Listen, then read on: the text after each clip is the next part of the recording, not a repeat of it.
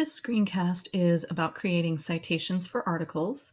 And so before we can start making our citation, we need to know the parts of information that we need to find.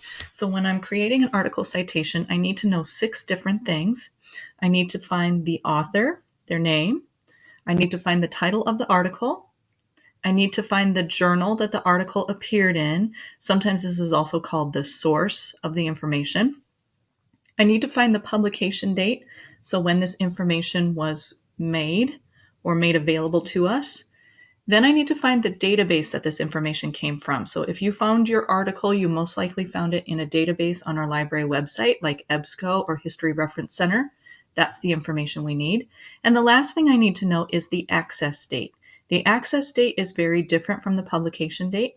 The access date is when I, the researcher, went and found this information. So the good news about creating article citations is usually this information is right at the top of our article. And a lot of times the information is labeled, or at least some of it is. That makes making an article citation easier. So we're going to look at an example and kind of identify those parts.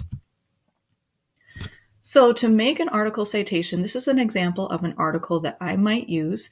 And so now I need to think about those different parts: the who, the what, the when, the where, who wrote it, when it was made, what it's about, and where it was published. So the first thing I was going to look for is my author. And right away, I see at the top of my article information, I have a field named author, and I have a name listed. So there's the first piece of information, and I found it.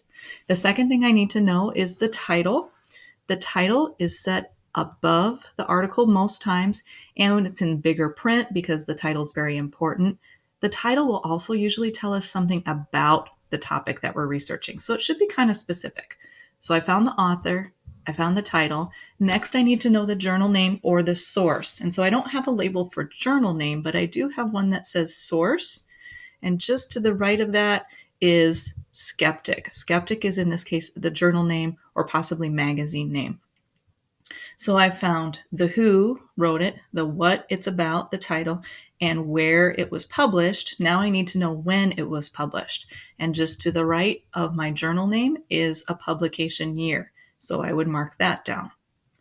The next thing I need to know is what database this article was in. Sometimes that will show here in my listing. A lot of times I will need to know where that came from, and I can see that up here in the corner. Or I could go back to the library page and look at which database I got this from. But I am in EBSCOhost looking at this article. So this is my database, EBSCOhost.